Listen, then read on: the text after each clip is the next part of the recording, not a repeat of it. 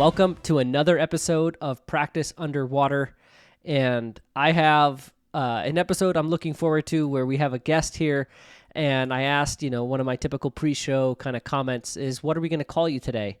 And this guest said, Scuba Steve, because we're going way underwater today.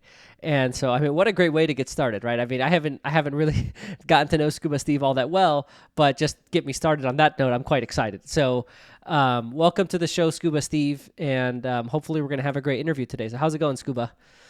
Everybody, I'm doing good. I'm just excited to be on the show.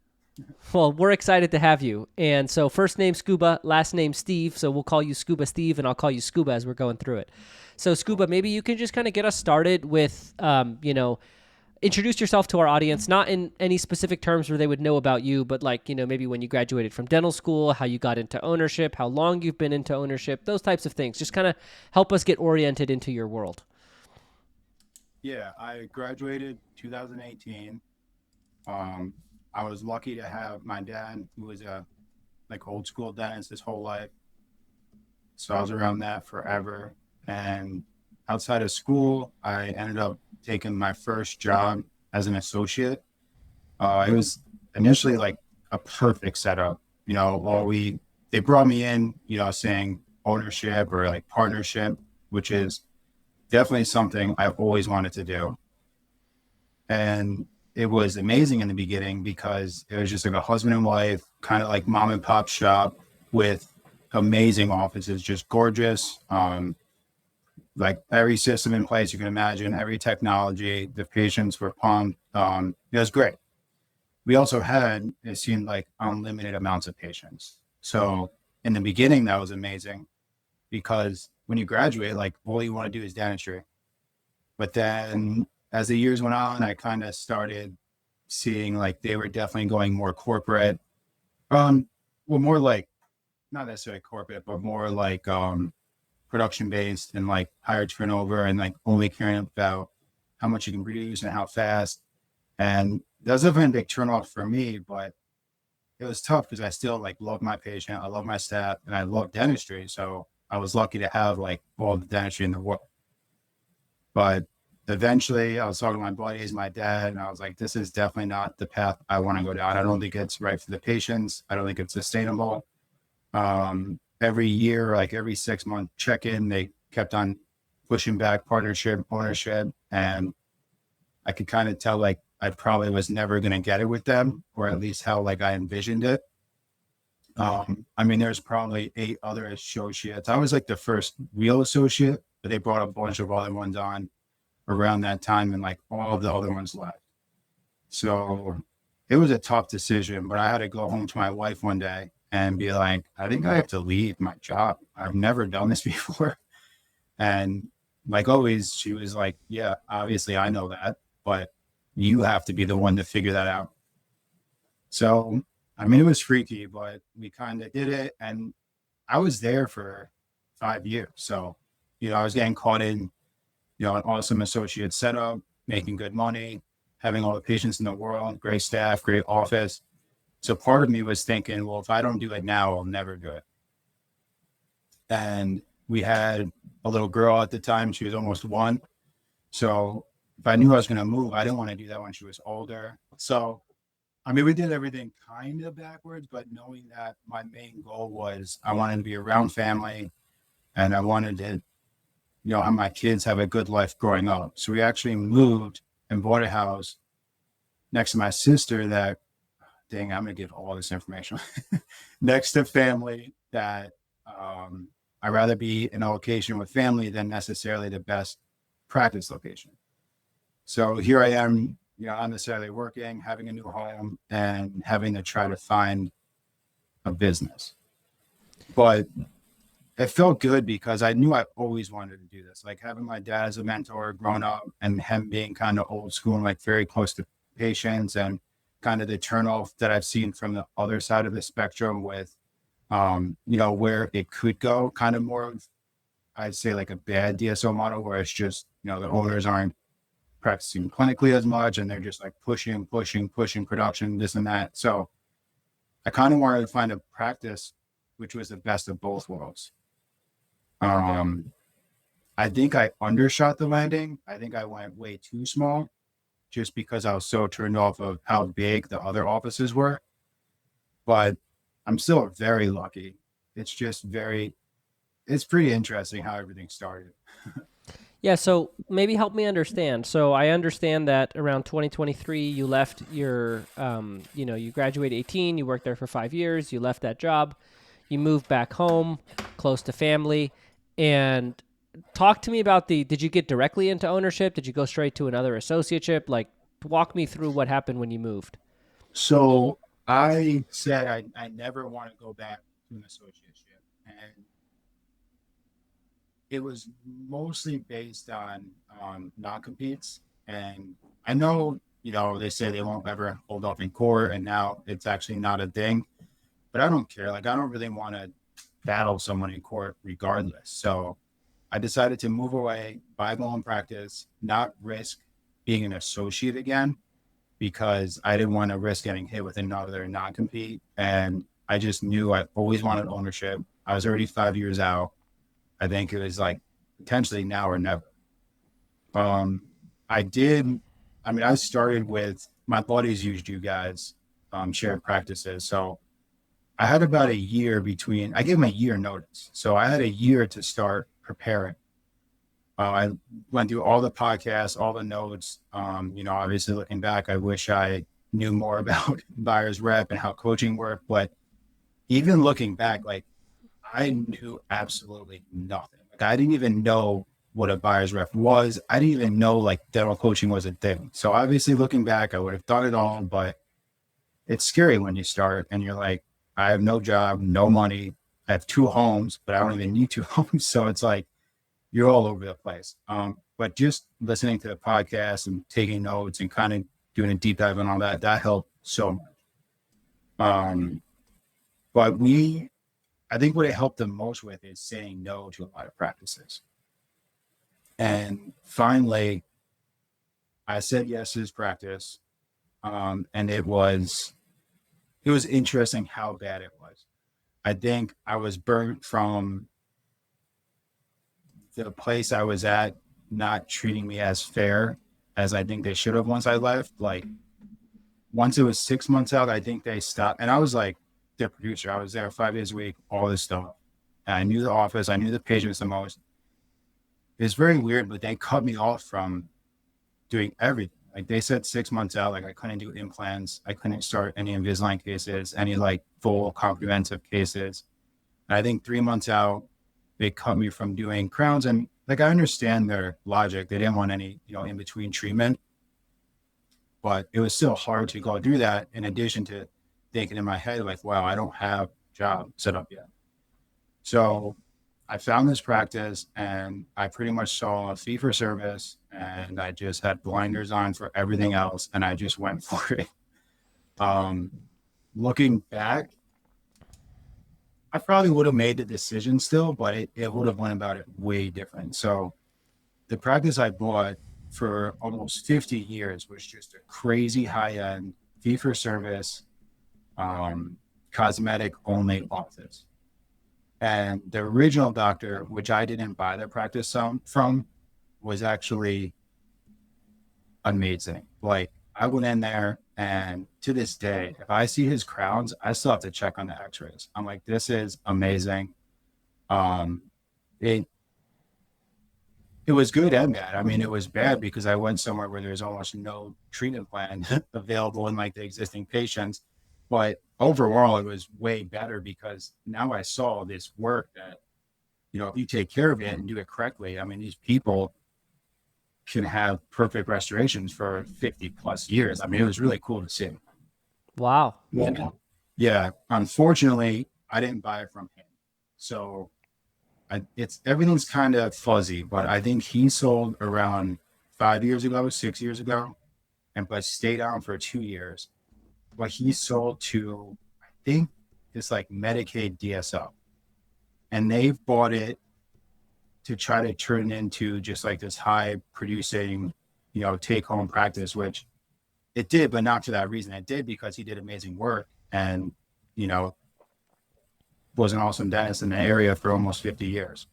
So unfortunately, they completely annihilated the place. Like the collections dropped. But more importantly, the building was gross. The building is like a 250-year-old house, but fully renovated like 30 years ago. So the outside's gorgeous, but the inside, when I got there, it was so bad. Like this was an operating dental office, and I don't know if I should say this, but there's literally like mouse poop in the operatories, like cobwebs. It Wow. was horrible. We had to shut down, and they were seeing patients.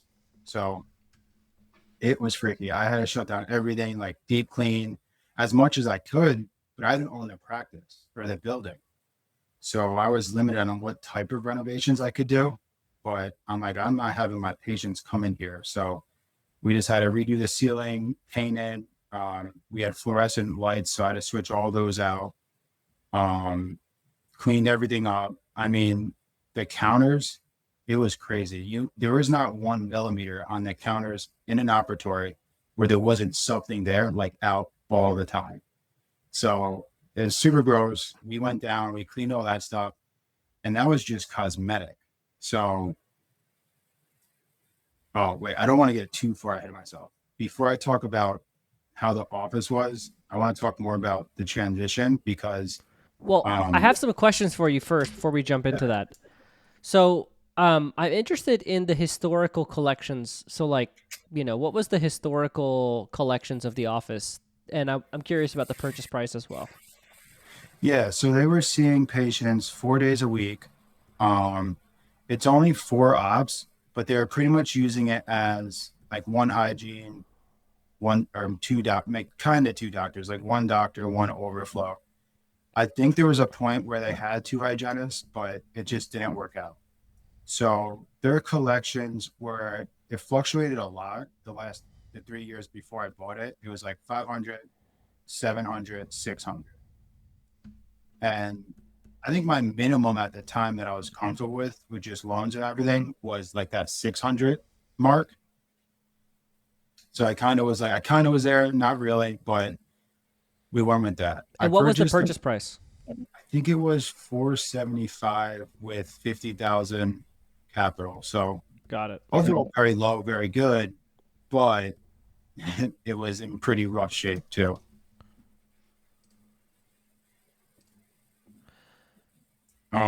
I mean, the transaction was so bad. This kind of puts it all in summary. So their attorney fired them because he was just like, that's crazy. Like the attorney fired his own clients because he was just so fed up with how they were treating this. And so much of the stuff, didn't even seem about money. It just didn't seem to make sense. So me and my attorney was amazing. We kind of celebrated when that happened because like, oh, thank God. But then we realized, wait, now they got to get another attorney during the middle of the process and just make it even more difficult. What time? Like, when did you close on this? August, almost 2 years ago. So I think it was August 16th, 2023. Got it. Okay. And so, I'm pulling up your analytics right now, but from what I understand, you've grown the practice quite a bit, correct? Yeah, which is interesting because I bought it from okay. So I told you I go all over the place, but two huge things they were doing, and I don't even know if they were meaning to do this or not. So they would like double treatment plan work. So when I was doing my due diligence, I was like, wow, this is pretty good. It's like decent collections. There's a lot of unscheduled treatment, and there's an okay amount of active patients. I learned very fast that I don't know why, but if they did like number 15 build up APC, they would treatment plan it the day of the exam and then treatment plan it again the day they did the work. So even though that crown was completed, submitted to insurance, collected on, it still looked like it needed treatment. So this is like extremely dangerous because now I had to go into pretty much every single exam and act like nothing in the charts were correct. So that showed a lot more treatment, unscheduled treatment than there actually was. There's almost like no unscheduled treatment. And then another thing which inflated the numbers was they, for some reason, would leave like whole families active, and it showed as active, but a lot of it was either just like a family member that never came here or a different family member active because they're the policy holder. So once we finally went through and actually cleaned all that out, I mean, it was probably more around, I think they said around 1,000 active patients, which is still low. It ended up being more around like 450 active patients. And they based that on 18 months. So very low. Okay, and so I'm actually looking through your metrics right now. So maybe just for our audience, I'm gonna kind of like I feel like I kind of understand the story of how you got into ownership, and I think now I really want to talk about where you are in ownership currently and where you want to go, and how we're gonna focus our time during this interview. And so I see here that you have about 630 patients in the practice. Does that sound about right to you? I have That your I must analytics. I guess it's 750 is what I Whoa. have. Okay. So last time I checked, it said 550, but that was using Audit. Yeah, I'm in your added account. Oh, So cool. you gave me access. So I'm in the analytics software that you use, and I'm clicking my way around. And so I see the Heck yeah. patient base size here says 747, and I see here that your last 12 months production is right around 1.3 million. Cool. And if I were to go to, yeah, that's after insurance write-offs, it looks like. So, that's, and then your collections is kind of right around, I'll get that for you real quick. But your collections, we'll say last year, yeah, with that 1.3 range is kind of where you are right now. And this year to date, you're kind of trending in that same direction. So, I guess, just to kind of, that's kind of the average of the practice. And so I think the first question that I have is it seems like you've about doubled the size of the office. And so I'm kind of curious, what would you, I mean, one, is that accurate from your perspective? I would assume so. But then two, what would you attribute that growth to that you've had in the first couple years of ownership? I would say to start, I'm not an analytical person. And, being an owner, you have to be, or you have to get systems in place or people trained um, to do it for you. And we're not there yet. So here I am still forcing myself to run all the numbers and do everything. And I absolutely hate it, but obviously it needs to be done. And you can see how I'm not really good at it already. But I think those numbers are accurate. And it's interesting because my biggest fear was running out of dentistry because when we did start, we had so little active patients and we only had one hygienist. So that's why we made the decision to actually cut out a day a week. So they were 4 days a week, and then we went down to 3 days a week, which is kind of crazy. Um, I think the way we were able to grow the practice is just acted almost like it was a startup. Like I tell everybody, the best way to describe this practice is it's a startup without new equipment, which sucked because another thing they did when we got there, and this I know it was all on me with my due diligence, but I didn't do it. So when we got there, I literally walked in with three welcome baskets, and the front desk said, first she said, "I guess you're my new boss." I'm like, "Okay, hello, nice to meet you." And two, she's like, "Why do you have three baskets? We only have two staff members." I was like, "Oh boy, who?" So we had a front desk and a hygienist. So I was like in dental school again, like assisting myself, and it was tough. But it was also good because the front desk we had and the hygienists we had were amazing. So I was like, all right, let's work on that. Let's get an assistant. So I mean, we just had to restart on everything. I had to completely do we brought in like nomad sensors. We had like one wall mounted unit, super old. We had to get electrical hand pieces because I'd really never prepped on air driven, and that was tough. We had to bring in new X-ray sensors because I only had one. I ended up buying a CBCT just because I was used to practicing with it. I definitely didn't need it, but I didn't want to like lower my standard of care because I messed up and bought the wrong practice. We brought in all new endo, all new oral surgery, and we were also locked out. This is crazy, but we were locked out of our website. We were locked out of our Google reviews. We were even locked out of our email. And that was an example with the attorney. There was like, there's no reason for them to be doing this. Our theory was maybe, and I don't know a lot about computers, but our theory was like maybe they were locked in with like the other DSO and they couldn't really like separate it. I'm not sure. They were also running on Windows 7 when I got there, which I don't know a lot about computers, but that's really cool. They had no like legitimate license for Dentrix and Dexis. It was still under the original provider that was retired. So it was tough. Like we pretty much had to start all over from the bottom up, but at the same time, be careful because we didn't have a lot of money and we didn't have a lot of like, we had that 50,000 capital, but no AR. So we really had to be careful what we were doing. And we just started over. I didn't even fight with them. I just made a new website, hired like a very basic marketing team that I was like, just get me bodies. We'll talk about it later.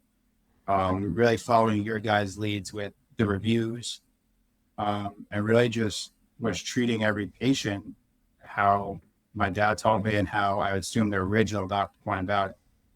And I can do the dentistry. Like I love oral surgery. I love comprehensive cases, but it was tough in the beginning. I mean, every day just trying to get new patients in, a lot of trying to get involved in the community, going out to events, dropping off business cards, talking to local business owners, and just trying to get to know everybody in the area. So it was definitely tough. I think the most important way almost doubled the practice was just training the team to kind of switch their mindset from being an old kind of, I don't know how to say it, like not great DSO to no, this is what we are now. We're like a fee for service, comprehensive dentists that are here to help people. And as long as you educate the patients with photos or whatever you need, I mean, they'll usually accept treatment, which is nice. And the more they accept it, the more they understand why we're doing it. And then they'll start referring friends and family and just keep growing. Yeah, so it's pretty interesting. When I look at so while you've been talking, I've been clicking around your software. It's a software I'm not familiar with, so I'm sort of using it for the first time. And it's interesting. And John, I'm sure you know, Scuba, got to edit that out. So Scuba, I'm sure you know this, but you know, you have the pretty much right when you walked into ownership, your production popped to its current level. Like I actually looking at your numbers, I see that pretty much on day one, when you walked in, you started producing at roughly the same rate that you're producing now. Like I actually don't see much of a like it almost seems like an immediate shift happened when you walked in and then Yeah. not much change has happened since. So from my standpoint, based on what I'm seeing, you kind of described it there with like you got the CBCT, you started doing endo, and I feel like you came in and provided an increase in the number of procedures that this practice can provide its patient base. And I think that combined with, I think you seem to kind of talk about it, right? But just like a natural case acceptance, I really believe that's the growth right there. It's I see I'm looking at a lot of different numbers, and like yeah, you've grown the patient base over the last 2 years for sure, but you've grown it maybe 28%, is kind of what I'm seeing. But really, it's the day one you walked in and started doing more stuff, and that's what I'm seeing on my end. So I'm just curious to kind of hear your thoughts. Does that sound accurate to you? I'm open to all types of ideas because it's weird. I noticed that trend, which doesn't make sense. It should be like, hey, get situated, grow the patients, start producing, and, keep growing. But I did notice what you noticed, and I didn't even put thought to it. I said, I don't care. I just got to keep moving forward. But unfortunately, I think it's more that there was no treatment in my existing patient base. So really, like most of my production comes from either emergency patients or new patients. And Todd? it's interesting. So if I look at those early months, when your first 6 months of ownership, I see 65 new patients, 70 new patients, 70 new patients, 49 new patients, 45 new patients. And then I have never seen a month since that's like that. Um, is that accurate to you? I have to believe it is, but I mean, those early months, I wasn't even able to sit down and be like, how many new patients we had because I was dealing with, All kinds of learning troubleshooting. 7 months. Yeah. So now let's kind of get to your. I feel like we've got a pretty good story on how you've gotten to where you are today, and maybe now like let's talk about where you want to go over the next few years, right? So you've settled in, you've been in ownership for 2 years now. I'd assume that you have a healthy income. You're working 3 days a week. You have a fee for service practice. You don't have that much debt on it. You've grown it. You're doing over $1 million a year in collections. So like, where are we going from here? I think now is the first time I can start thinking about that because it's scary. I mean, the first year you do it, cool, great, but like I can't really compare you. So having like 2 years under my belt, that feels really good. To like, hey, this is awesome.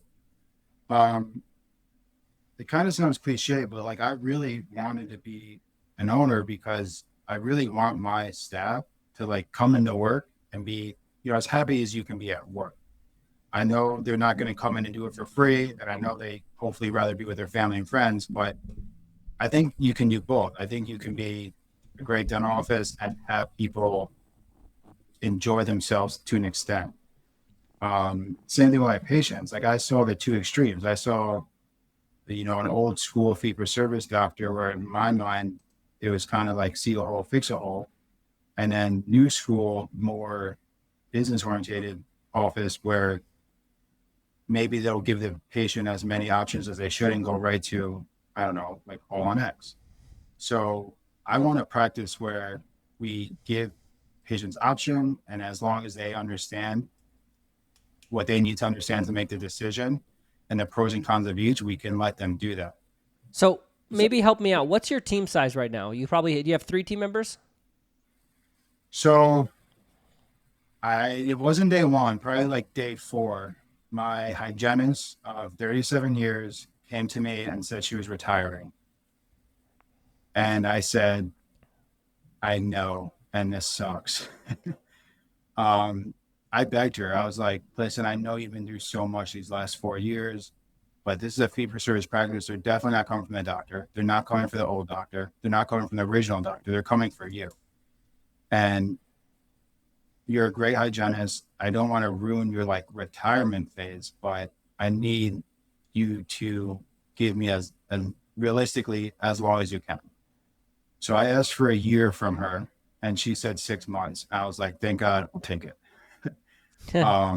So that was brutal. And I immediately started looking for a hygienist. And I don't, it was tough shoes to fill, obviously, because she was there for almost 40 years. She was amazing. She was dealing with full mouth cosmetic cases. So, I mean, she had to not only clean normal teeth, but also like all the prosthetic work as well. So we were interviewing people. I mean, it was sad, but these hygienists were coming in like sweatpants and Crocs, and we probably interviewed 30 people, and none of them were a good fit. And I was getting scared because we were getting that 6 month mark. That's actually when I had my second baby, and the only way I got her to stay any longer was I was like, listen, I'm on paternity leave. Please stay as long as you can. I will not bother you. So she agreed to that. But I also felt bad because I wanted her to retire if she wanted to retire. Like I didn't want to ruin that for her. So I ended up hiring a new grad hygienist, which I didn't want to do because it would be hard to throw her into this practice that they're used to more like cosmetic work. And more importantly, like she wouldn't have a mentor hygienist to um, learn from. And I could teach her, but I was doing my own stuff. So out of nowhere, after pretty much hiring that new grad, I call her my dental hygienist angel. This girl just cold called the office, and my mind was blown. I was like, why are you available? If it's illegal, don't tell me because I still want to hire you. And it was just, she's at this prosthodontist office. She didn't like the commute. She matched everything perfectly. She had 20 years experience, and I ended up hiring her instead. So amazing, like saved my life. The same exact thing happened with the assistant. We had no assistant. So we were doing like long-term assistants and interviewing people, and it was horrible. So our supplies rep actually was like, hey, I know this girl who wants to get a new job. Are you interested? And same exact thing. Like we got so lucky. She is amazing. We hired her on the spot and never looked back because now we have a front desk, an assistant, a hygienist, and about 8 months ago, we pulled in a floater. So she mostly does front desk, but she can definitely come back and assist and kind of run the overflow chair because I feel bad for my front desk because a lot has changed for everybody, but it definitely changed the most for her because when they were part of a DSO, they had, you know, insurance verification people, they had ordering people, they had everything. So now a lot more went on her, but at the same time, we were trying to implement systems to make it easier for her as well. Like we had no emails. I swear, we like maybe so bad how many emails we had, so we couldn't even reach out to our patients if we wanted to. We had no online scheduling, no online forms, nothing. So we were trying to bring all that in to help her, but a lot went on her initially. All right, Scuba. So we got about 10 minutes left. And so I really want to try to like cut to the, the where we're going to help you. So, Yeah. maybe you can help me out and, maybe try to be a little bit more brief with your answers on like what is it that you're really wanting from us, from the show, from like, so like you talked about having a great place for your team to work. But like specifically, what are we going to focus on in the next episode? That's what I'm really trying to understand. Well, one, I want hopefully other people make the mistakes I did. So that would be huge for other people. Two, I think I have to decide whether I want to keep running this practice the way it is and be potentially like old school, like super, super solo, which is definitely doable. Or do I want to try to either expand this location or go to another bigger office? And I definitely don't want multiple doctors, but I think it would be nice to have something like, me, an associate, maybe three hygienists, a little more passive income with that, someone else that, I don't have to worry about taking off time and not having my patients be able to see anybody in the office. So that's kind of where I'm at, whether I keep trying to focus on grow this small old school fee for service practice, or I try to grow it, or even maybe transition into another practice that would be a little more what I'm used to practicing inside size wise. Okay, that's very helpful. So I think that, so I'm reading your form here, and I think that it seems like your professional goals are getting the practice to run smoothly, having it be less doctor dependent. And then you talked about the old school super solo or the moving into a group, and then having a better like work family life, and less overwhelm. And you're currently working what, Monday, Tuesday, Wednesday? We're Monday, Wednesday, Thursday. Okay. How do you like that schedule?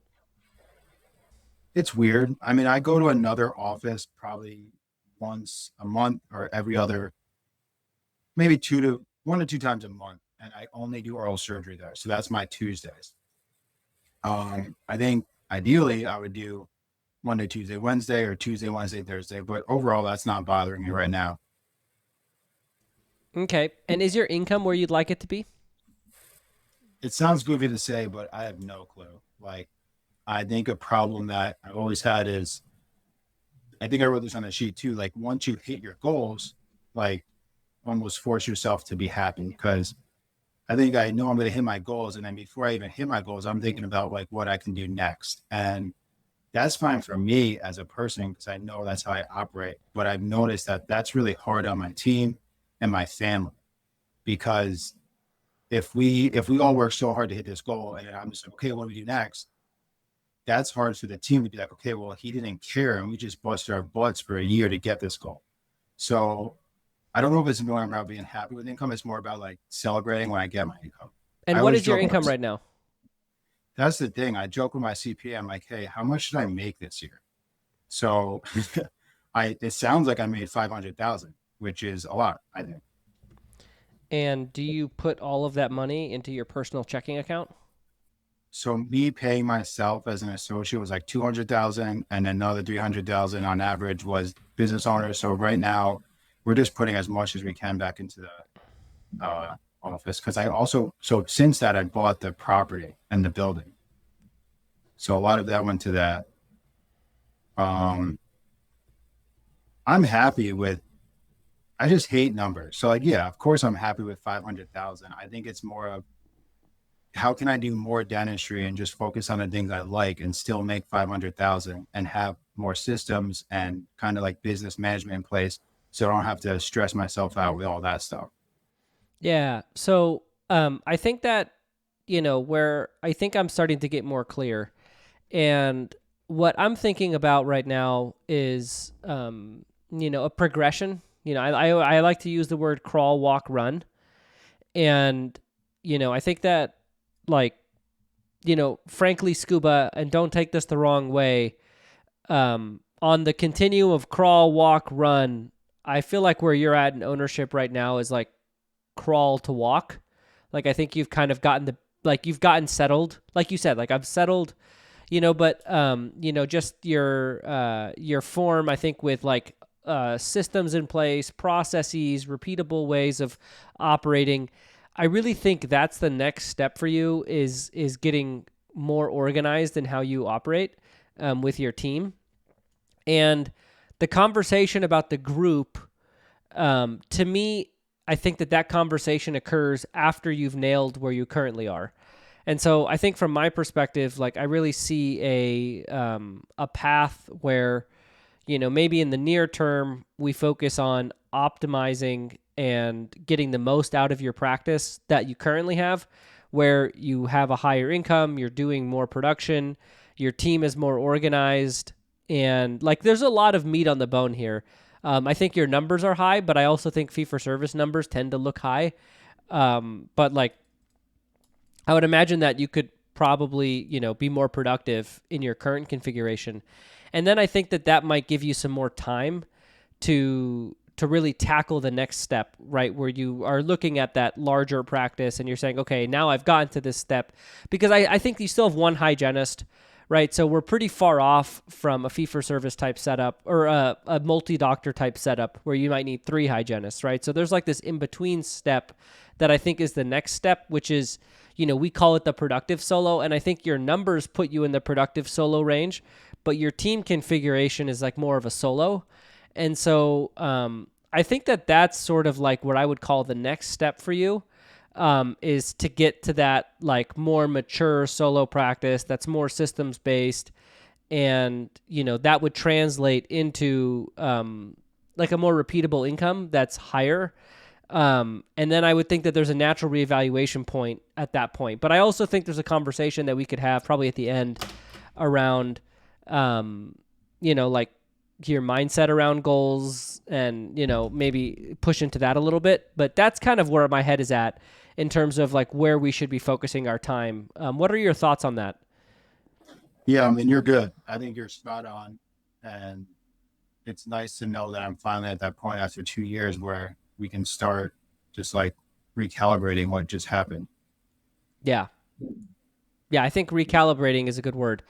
Because I think that like, it's very normal, right? When you walk into ownership, your primary concern is, can I pay my bills? Like just survival, right? That's kind of like the thing. And I think that you had such an interesting situation because you came in with a lot of extracurricular chaos, I'll call it, right? Like the website, the owner, the previous DSO, like, the fee for service practice, all this perfect dentistry that you're seeing. And, but like you're in a good spot, like you're making good money, you're very much clearing your expenses, you pretty much instantly grew the practice, and then you've kind of stayed flat. It's kind of interesting. You walked in and the thing popped, and then it really hasn't grown. Like it's grown since you bought it, but all that growth happened right away. And so I feel like you've kind of stabilized. And, I wouldn't want to take on too much too fast in your situation. And that's where like the expanding multiple doctors, all of that, I view that as like, next step after the most immediate step, which is, I think, the way you just like, I think maybe I'd push back on this description of like an old school super solo. Like we have this description now that we call the smart solo. And I really think that's like your path is to get to that smart solo where you're working smarter and your practice just runs and you're very efficient and productive and you're making better money, but like that's not really the target. The target is more about the process in which we operate.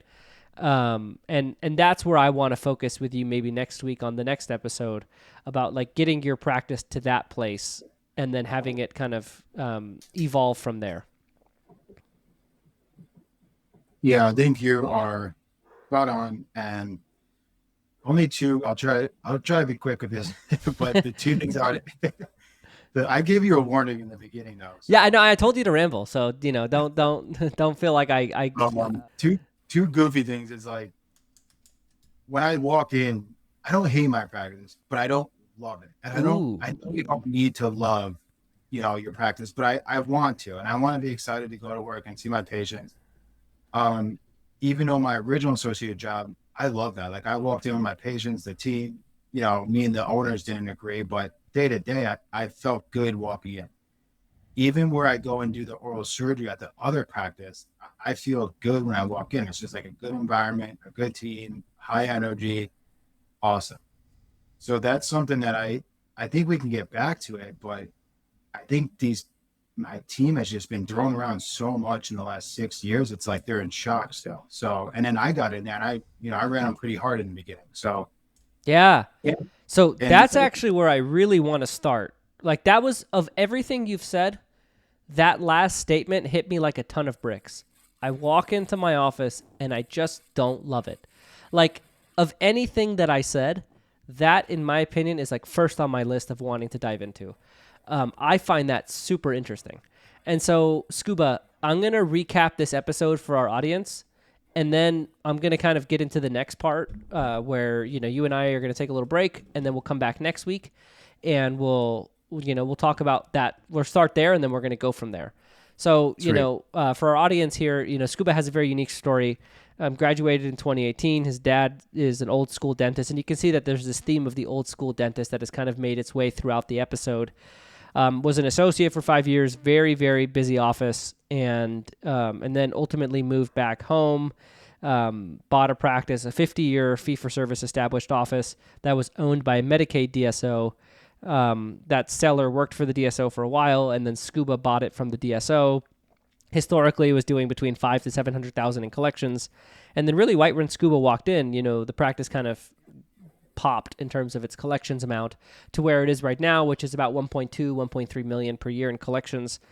And Scuba makes good money, $500,000 a year, and is now purchasing the building, has a small team, one full-time front desk assistant and hygienist, and then a floater that kind of goes back and forth between the front, the dental assisting role. And the thing that we are kind of going between is like, what's next? And Scuba feels like, ownership now has been 2 years, like finally settled in, and really like has the mental capacity to be thinking about that. And, there's some thought around moving and growing to more of that group practice where Scuba came from back when Scuba was an associate. But in this situation, I'm recommending a crawl, walk, run approach where I'm not necessarily thinking, I think that we're at the crawl stage and I think that group practice is running. And I believe there's an in-between step of walking that I really want to focus on in the next episode. And then at the very end, I just got this bomb dropped on me where Scuba said that I walk into my practice and I just get this feeling like I don't love my practice. And so that is probably the most interesting thing I've heard. And so when we come back next week, I'm going to start there. And I want to unpack that question and understand it. And then I'm going to get to kind of the rest of what I want to talk about, which is getting to that walking stage, which is like that in between between where scuba is right now, which you'd call between a solo productive solo, and where we're trying to go, which is more of that smart solo, and then ultimately laying the foundation for a potential option to go into a group in the future. So thanks for coming on, Scuba Steve. I really do appreciate it. And anything you want to say to our audience before we kind of wrap up? No, I mean, you're already spot on. I'm like pretty excited to see what's going to happen next week. Awesome. Well, we'll see you guys on another episode of Practice Underwater. Thanks for listening, and come back next week to kind of, I mean, I'm dying to find out why scuba has that feeling of I don't love my practice when I walk in. So hopefully you are too. So thanks for listening to another episode of Practice Underwater, and make sure to come back next week for part 2.